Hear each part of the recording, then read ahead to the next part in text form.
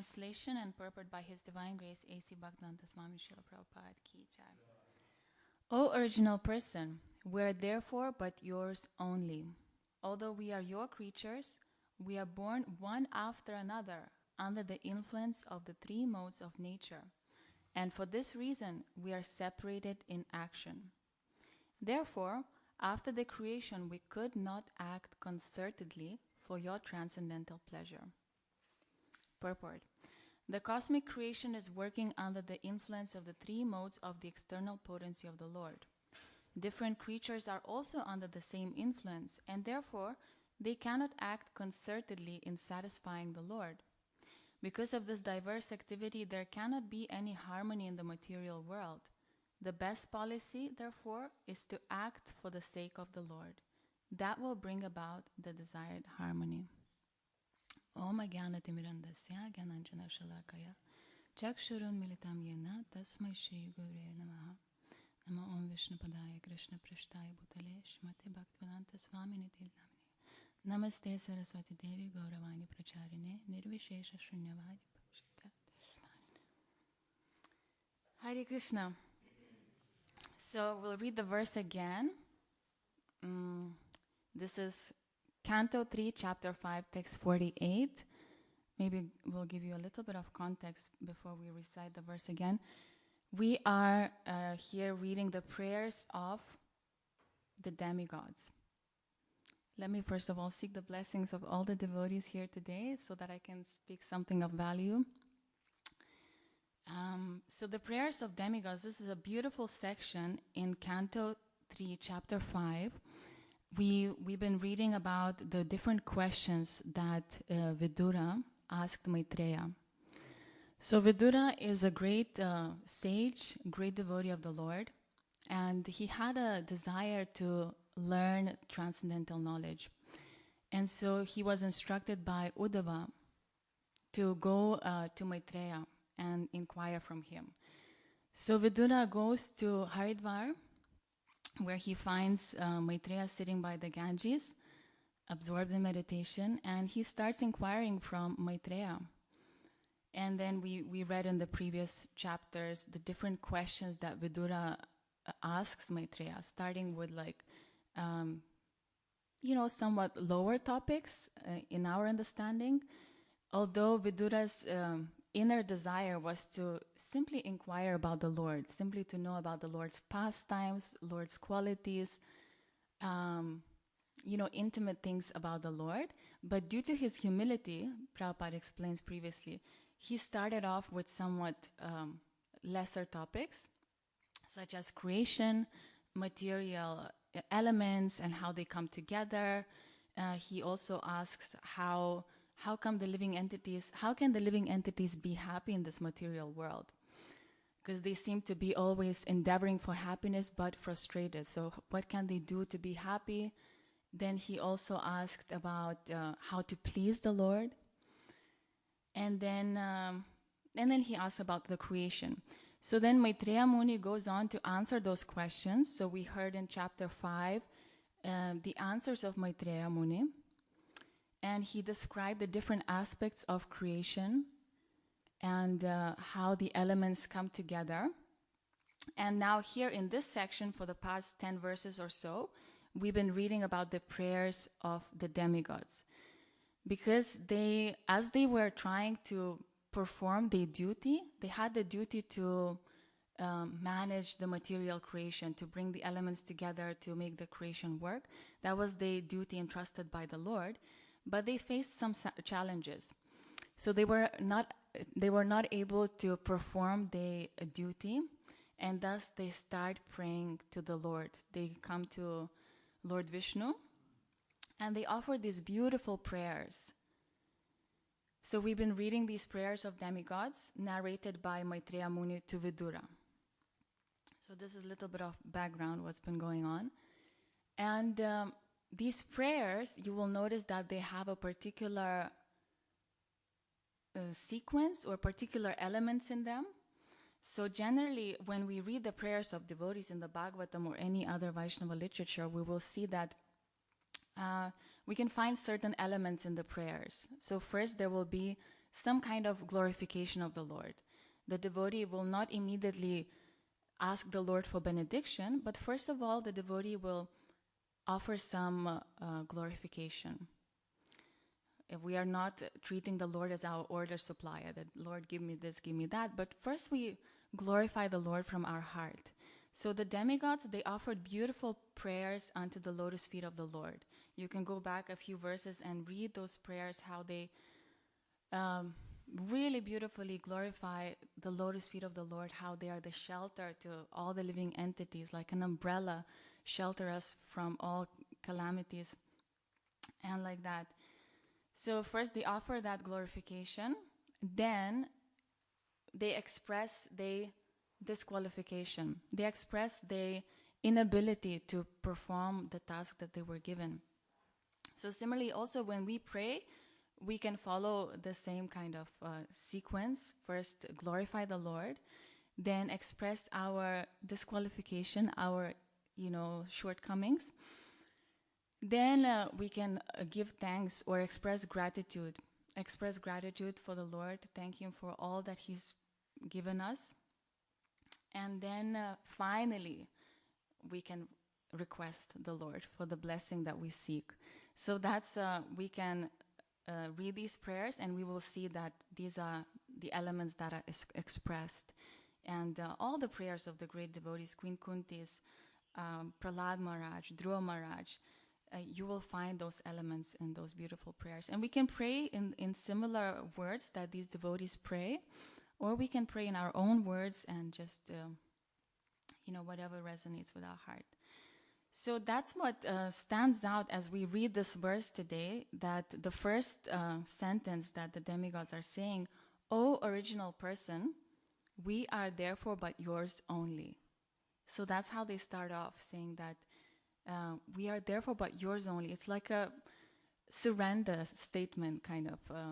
They are expressing their dependence on the Lord, their submission to the Lord.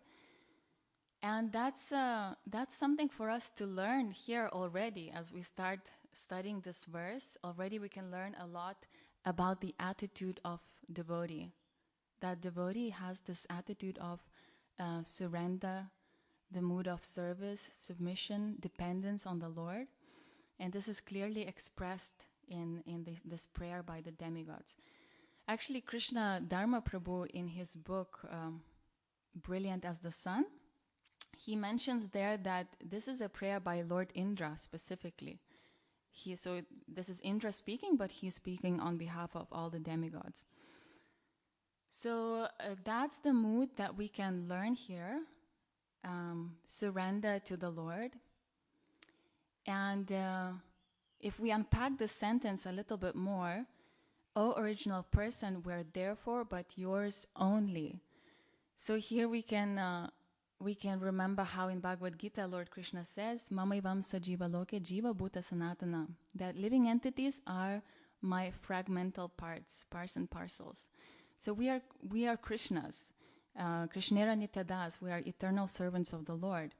So that's appropriate for us to pray like that, to express that mood that we are yours, my dear Lord. Please accept me. And when we chant every day, the meaning of Maha Mantra, one of the meanings that is given is that, "O Lord, please accept me.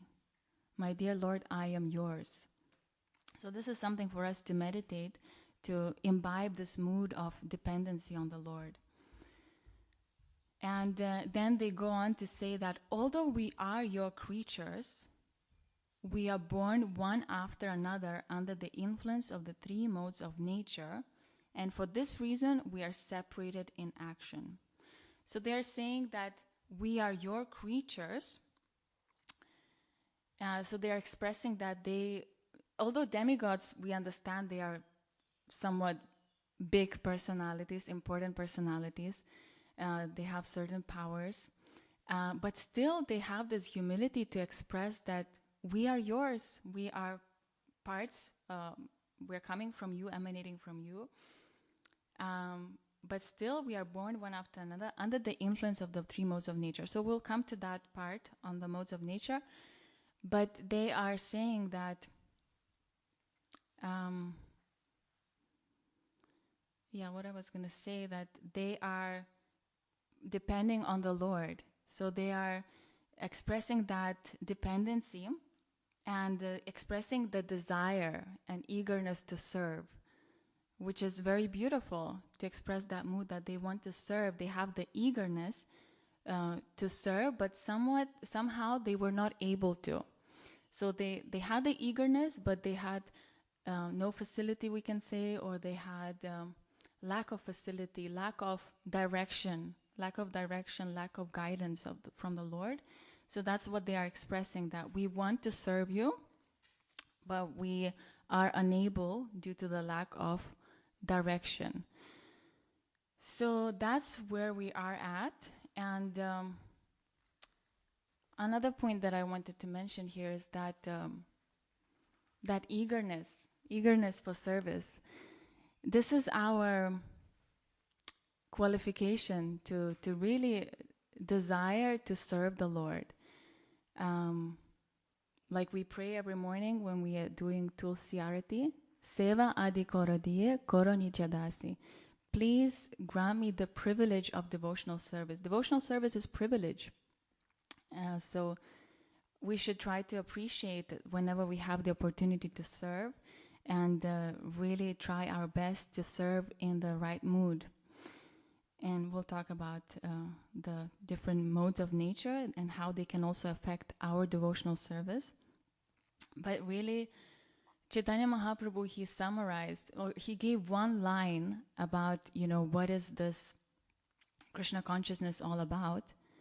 He said that we are simply the servants of the Lord.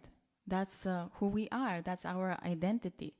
He beautifully expressed, Naham Vipro na cha narapatir, na pi vaishyo na shudro, naham varni na cha grihapatir, no vanashto yatirva, kintu prodya nikila paramananda purnamritabder, gopi bhartur padakamalayur, dasadas anudas.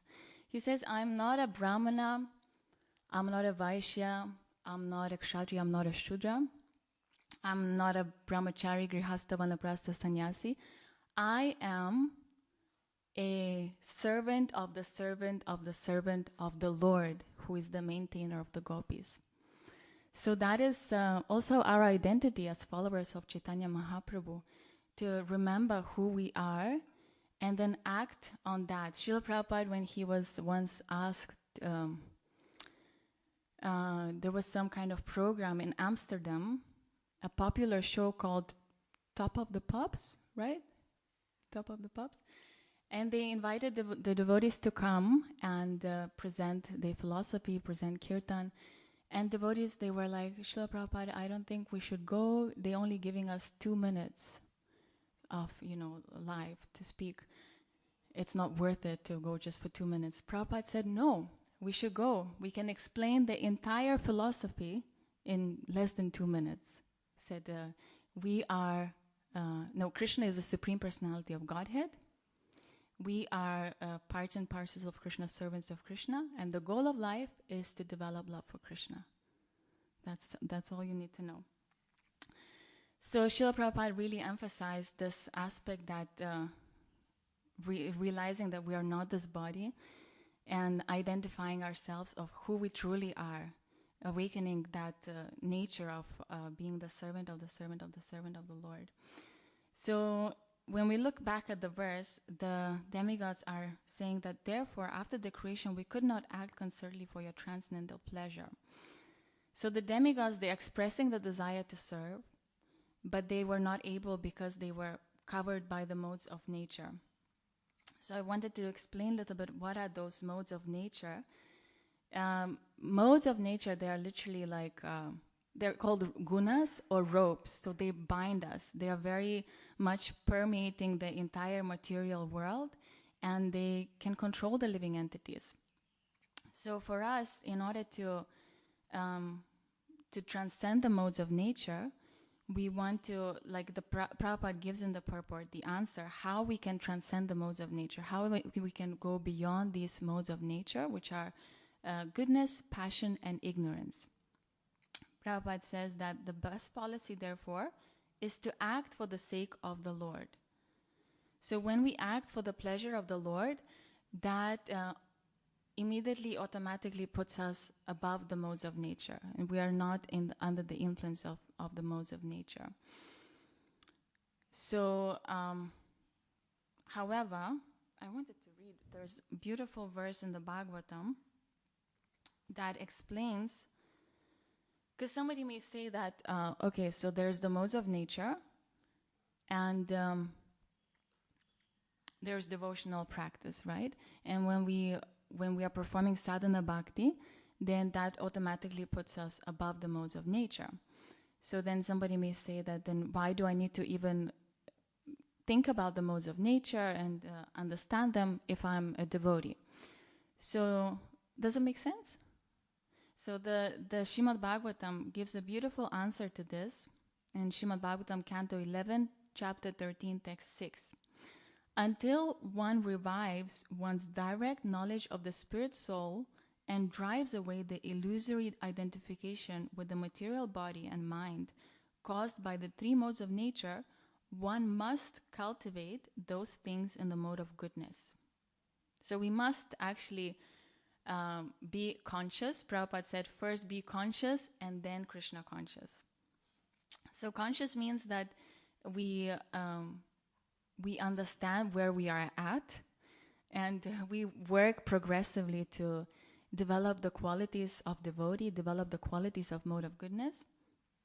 And then, Bhagavatam says, by increasing the mode of goodness, one automatically can understand and practice religious principles.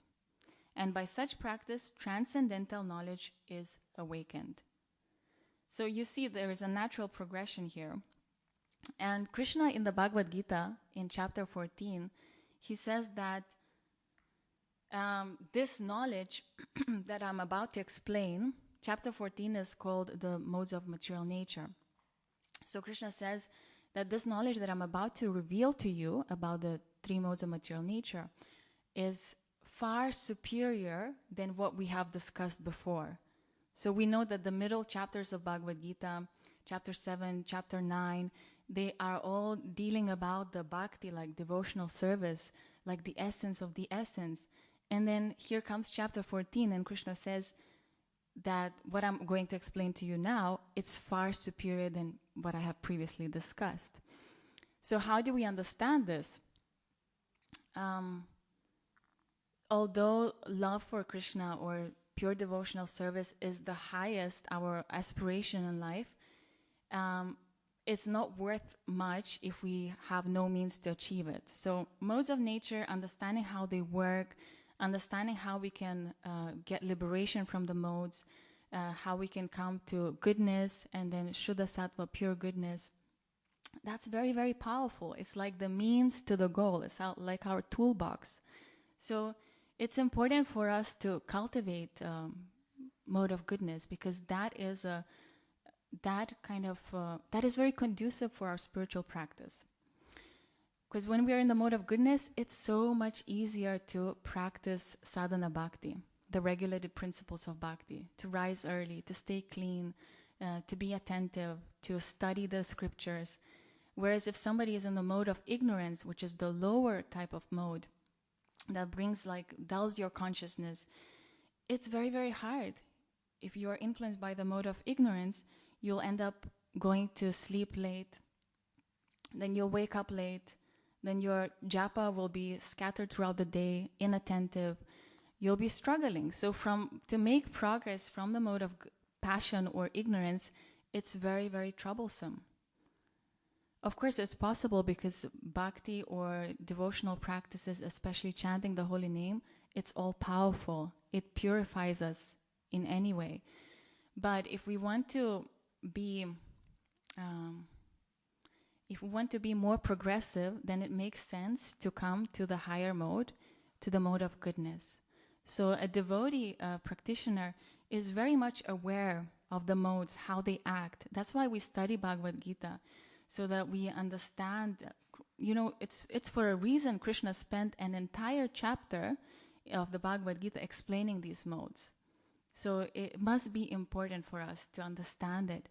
and to live our lives trying to reach that higher mode of goodness, stay there. And of course, the modes, they are so powerful and they are always competing with each other for predominance.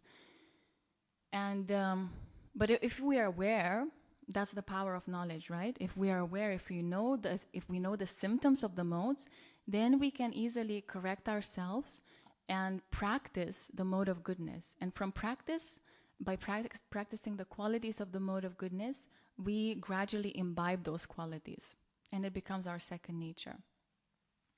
So just like in Ayurveda, there's the concept of doshas, Vata, Pitta, Kapha. And these doshas are basically the elements of air, ether, fire, water, and earth. So these elements, when they combine together, for example, air and ether, we get Vata dosha. And, okay, this may be a little bit complicated, but just the principle that, say, for example, there is an increase of Vata dosha in your body, meaning the elements of air and ether are increased. And you can understand that by observing the symptoms. So you will notice that, okay, you feel more anxious in the mind because of the elements of air and ether. There's too many thoughts or restless thoughts, anxiety. You may start feeling, you may start developing constipation because the quality of Vata is dryness. So there's too much dryness in the body when Vata is increased. Or the person may have insomnia, unable to sleep, too much the quality of lightness, which is, again, quality of Vata. So see, when you observe these, the elements in action in your body, in your mind, then you can understand, okay, there's an increase of Vata, what do I do? Then in Ayurveda, the key principle is like increases like and opposites balance. So then you will start including opposite qualities, opposite of Vata, which would be the qualities of moist, warm, oily. So then in your diet, maybe you'll put more ghee, you will dress properly, stay warm, relax more. And in this way, you will balance out the Vata dosha and you will notice that you feel more calm and, together. So same principle with the gunas, the material modes. When we observe that, okay, I feel uninspired, I feel lazy, I don't want to get up early, I'm eating kind of stale foods or something, then due to this knowledge, we will be able to pick ourselves up and be like, okay, I need to lift myself to the mode of goodness. Because from the mode of goodness, then sadhana bhakti is way more conducive. So you understand the principle? Being aware and putting effort. So it's not enough to just be like, oh, devotees are transcendental. Prabhupada said that, right? Prabhupada said devotees are transcendental. But if we unpack this, who is a devotee? So a devotee is someone like Shukadev Goswami, Maitreya Muni, Vidura Muni. These are devotees. And then we call ourselves devotees as well. But there's some gap, between us and, say, Shukadev Goswami. So can we say that all devotees are equally transcendental? Perhaps not. And there is some gap. And for us to really be transcendental, it requires full absorption. It requires full absorption. In the Bhagavatam, it is said, Avyabhicharena, which means the devotional service that doesn't fail, that it's like it never stops. So if you're someone who is, okay, say if you are a pure devotee, then that means you are fully absorbed in Krishna consciousness. There's no gap in any moment of the day. You're 24/7 thinking of Krishna, serving Krishna. Your japa is without offenses. That's how you can understand who is a pure devotee. If we have some time in the day where we are like cultivating material desires or engaged in other activities, then there's some room for improvement. So that's why the modes of nature come in handy, because we can work with them, and they can support us by raising ourselves to mode of goodness, and then from there, it's very natural Because like mode of goodness and practice of sadhana bhakti, the principles of sadhana bhakti, they kind of go together. All right, so let's see what else is here. Let's touch a little bit on the purport. Prabhupada says that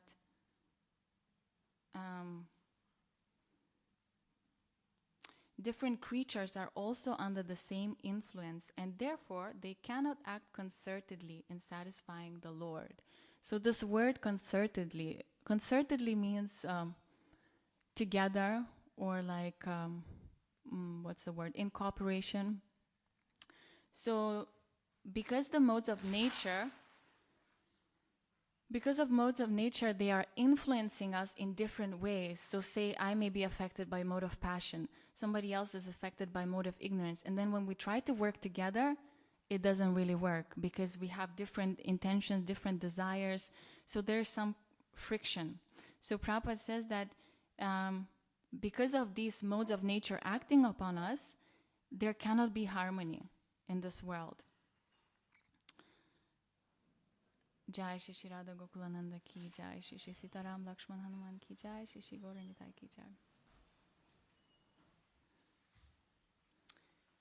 So, in order to act concertedly to satisfy the Lord, we must have a common goal. So, this principle, unity in diversity. Unity in diversity, meaning that we focus on the common goal, and then these differences, they may be there, but it doesn't really matter because all we're trying to do is to serve the Lord, to please the Lord. That is the primary motivation. There's a beautiful letter by Srila Prabhupada to Aitreya Muni. I'll just read a few sentences from that letter, which is very nicely illustrating the point of unity in diversity or working in cooperation. So Srila Prabhupada says, people should not expect that even in the Krishna consciousness society there will be utopia. Meaning that it's normal that there will be some arguments, frictions, even amongst devotees, because we're all persons. We're not impersonal. So there will be difference of opinions and things like that, and that's fine. Because devotees are persons, therefore there will always be some lacking. But the difference is that they lacking because they have given up everything to serve Krishna. Money, jobs, reputation, wealth, big educations, everything. Their lackings have become transcendental because despite everything they may do, their topmost intention is to serve Krishna. So this intention, Srila Prabhupada in Nectar of Instruction, in the beginning he gives a very beautiful point. He says that advancement of the follower depends on one's attitude. So how much progress we make in spiritual life is not so much about the externals, how big of a service we're doing. It's all about the attitude. What is our consciousness? Are we trying to, gain something? Do we have ulterior motivations? Just like modes are affecting us on a daily life, modes can seep into our devotional service too. So, say somebody is performing devotional service in the mode of passion. So they are doing devotional activity, but the motivation or the consciousness is could be, for example, they want to get prestige, fame, recognition, like look at me, I'm a head pujari or something. It could be, it's a contamination, right? That's how the modes affect. Or somebody in the mode of ignorance, they do devotional service, but they do it in a mood of, in a grudging way, or criticizing, or just lazy, lethargic, in an unclean state. So again, it's a bhakti, but it's contaminated by tamas or mode of ignorance. Going back to the letter, Prabhupada says that, so if there is sometimes slight disagreements between devotees, it is not due to impersonalism, but it is because they are persons, and such disagreements should not be taken very seriously. So even if something happens, we don't take it too seriously. We let it go because our primary motivation is to please the Lord. And we understand that we get affected by the modes, so it's natural that there may be some things that come up. Once one devotee came to Srila Prabhupada and said, Srila Prabhupada, sometimes I fall into Maya. Srila Prabhupada replied, no, you are always in Maya, and sometimes you fall into Krishna consciousness. So that's our state, perhaps, that we are very much conditioned. So Prabhupada further says that I am very pleased that you are assisting your god brothers so nicely. And Srila Prabhupada was so eager to cooperate. Like, he exhibited this principle of unity, of cooperation in his own life very strongly. When he went to Mayapur to open the temple in Mayapur, he invited all of his god brothers to come, and he fed them prasadam, and he urged them that please, let's cooperate, let's form the GBC together. That was already at the time when Prabhupada established over 40 temples in the world. And still at that point, even though the god brothers didn't assist him much in any way, still Srila Prabhupada was willing to cooperate with them, to engage them in serving his Guru Maharaj. And because Prabhupada's primary motivation was whatever pleases his Guru. He wanted to please his Guru Maharaj. So he was willing to cooperate. All right, I think that's enough from the letter. Yes, and in many occasions we can learn how Prabhupada exhibited this mood of cooperating, working together for the sake of the Lord, because that brings the harmony. And when Radha Damodar partied, they were doing so well. They were bringing in so many people, distributing so many books. They were doing amazing preaching work. And Srila Prabhupada told the leader of Radha Damodar party, you have to stop this, you have to quit. Why? Because there was a lot of tension between the brahmacharis of Radha Damodar temple and the temple leaders, because the Radha Damodar leader, because he was taking away brahmacharis from the temples. And so the temple presidents, they got disturbed that they're taking away all our good brahmacharis. So Prabhupada was not happy about that tension that was created. And he said, you have to stop. And the Radha Damodar party leader, he said, but then this whole thing will stop. Book distribution will stop. And Prabhupada said, I don't care. So he put the unity, the principle of unity, the principle of cooperation, even above the principle of importance of preaching, book distribution, reaching out. So we can learn a lot from Srila Prabhupada and try to be in this cooperative spirit, work together for the satisfaction of the Lord. And then the Lord will be pleased. Krishna says in the Bhagavad Gita, Nacha tasman manusheshu kaschin mam priyakritama bhavita na chame tasmad anya priyataro bhuvi. That there is no servant more dear to me than he who shares this Krishna consciousness with others. So we are the movement of Sankirtan, or together. Sankirtan comes from the word samyak. Sam means together. So we are meant to work together for the upliftment of the society in general. And there's so much to do. Chaitanya Mahaprabhu said, help me to distribute this fruits of love of God. And Haridas Thakur comes to Mahaprabhu and says, Chintana Kariya, Prabhu Chintana Kariya, do not worry. Do not worry, and we will do it for you. We take the anxiety of Lord Mahaprabhu, that to give this message of love of God to everyone. So working together to please the Lord, to spread this movement, it's very, very important, and that will please the Lord tremendously. Lord Shiva in the Srimad Bhagavatam, he is known as a great devotee who sacrifices himself. There is a pastime where they're churning the milk ocean, and then the poison comes up. So everyone is bewildered what to do. And Lord Shiva, he drinks the poison so that they can continue churning the milk ocean. And Bhagavatam explains that tapyante lokatapena sadavo prayaso janam paramaradanam taddi purushasya kilatmanam. Tapyante lokatapena, that great personalities, they almost always accept voluntary suffering for the upliftment of others. And paramaradanam taddi, that is considered to be the highest form of worship. When you do something for others, when you are engaged in this preaching movement, in whatever way we can, it all counts. Having that mood of service and dedication and surrender to the Lord, that is ultimately what is most pleasing to the Lord. He looks at our heart. So I'll pause here and see if there's any comments or reflections. Anybody? Yes, Amrita.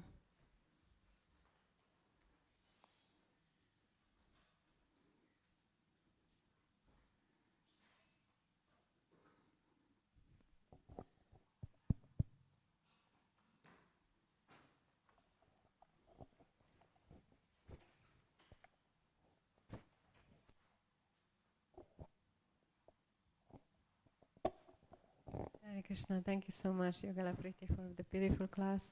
And so in this pastime that you shared, when Srila Prabhupada put the, it sounded like he put the relationship, you said the cooperation, but also I was reflecting how this shows also how he valued the relationship between devotees so that they can cooperate more than actually the task itself. So I was wondering if you would like to say more about it, how also we, in our practice of devotional service, sometimes we are so fixed on this has to be done, but sometimes we may focus too much on the task and maybe on the cost of at the cost of the relationship.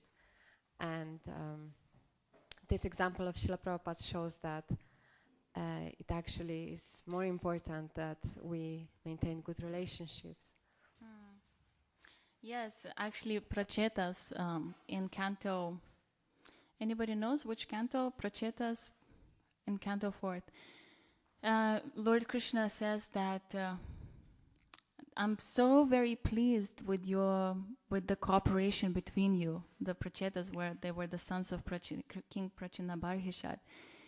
And the Lord says, I'm so pleased with how you're working together for the one goal, for devotional service, for pleasing the Lord.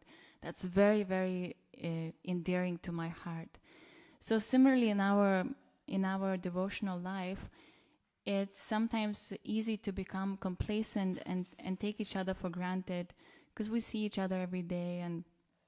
And but really the Lord is pleased when we develop these friendly relationships amongst each other. And then what devotees do when they come together, Tushanti cha ramanti cha, they discuss, they talk about Krishna, they enlighten each other about Krishna. And that is most pleasing to the Lord. That captures the Lord's heart. So we should put an endeavor or effort to cultivate those loving relationships amongst each other. Of course, we all are so different. We have different natures. It's not going to be, like Prabhupada said, it's not going to be utopia, this Krishna conscious community, that everyone just gets along so well. It's you have to choose kind of whom you want to invest, because to cultivate that deeper friendship, you need to invest time, you need to invest energy. So choose a few devotees that you kind of connect well, that you feel you have similar natures and you get along well, and then consciously put effort, put time to get together and build that friendship. Because otherwise we'll end up just having shallow relationships, just Haribol, Prabhu, Haribol, and that's where it is. So no, we want to really go deeper with a few devotees that we have, that we resonate well with. Hope that answers somewhat. Thank you. Yes, Prabhu.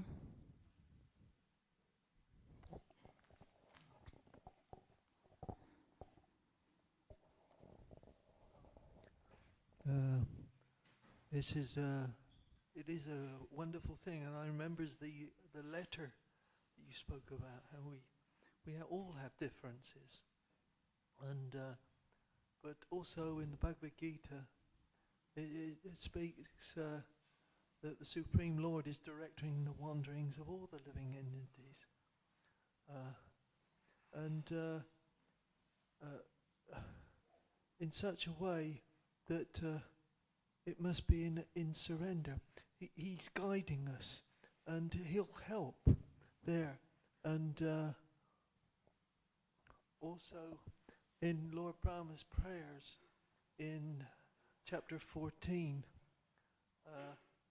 when he's taken the cowherd cowherd boys away from Lord Krishna, he says, "My dear Lord, one who earnestly waits on you to bestow your causeless mercy upon him, all the while patiently suffering the reactions of our past misdeeds and offering respectful obeisances with his heart, his words, his body, is surely eligible for liberation, for it has become his rightful claim." And that's sort of like the essence also I can see in this verse. Beautiful. Thank you for sharing. Yes, Krishna says in the Bhagavad Gita 18:66, Sarva dharman parityaja mamekam sharanam vraja aham tvam sarva papebhyo moksha yishami ma suchaha. Just surrender unto me. I shall protect you. I shall deliver you from all sinful reactions. Do not fear. So for devotees, there's nothing to fear. This fear comes from misidentification. We're fearful because we misidentify ourselves with this body, with this mind. And that's again due to the working of the modes of nature. The modes of nature are covering us. So, but if somebody surrenders, Lord Ram, he actually proclaims. Well, there was a story how Vibhishana, the brother of demon Ravana, he was trying to convince Ravana to talk sense into him that give Sita back. You know, it's not going to do any good. Because Vibhishana, he loved his brother Ravana. He wanted the best for him. And he knew if he kept Sita, he will be killed, he will die. So he wanted to protect his brother Ravana. But Ravana wouldn't budge. So then Vibhishana, he surrendered to Rama. He went to Lord Rama's side. And as the monkeys, Sugriva, Hanuman and others, they were seeing Vibhishana coming, they were like, oh no, this is not a good sign. He is a demon. And Sugriva, he told to Lord Ram, you should kill him. We don't know his intention. He's a demon. And Hanuman, he said, no, I think Vibhishana is sincere. I think he sincerely wants to surrender to the Lord. And then Vibhishana offers beautiful prayers to Lord Ram, saying that, my dear Lord, I have given up everything, the kingdom, my family, relationships, and I'm here. I've tried so hard to convince Ravana to change his mind, to bring sense into him, but that didn't work. I am here, I'm surrendering to you. And Lord Ram was so pleased, and he said, Sakrit eva prapanno yas tavasmi iti yachate abhayam, something. But basically he said that someone, if they just seriously once surrender unto me, saying, my dear Lord, from this day on, I am yours. If they say that once, I give them full courage, I protect them. So that's the mood of the Lord. If we simply express that, my dear Lord, I am yours. Mother Kulangana, she would often remind us, just randomly in the ashram, she would see us and say, just say, Krishna, I am yours. I am yours. That was her, mood. She had a beautiful apron, this blue apron that said, Krishna's little servant. And she would walk around with that apron and just reminding all of us. So yeah, thank you so much. So we'll end here. Thank you everyone so much. Grantaraj Srimad Bhagavatam ki jai. Srila Prabhupada ki jai.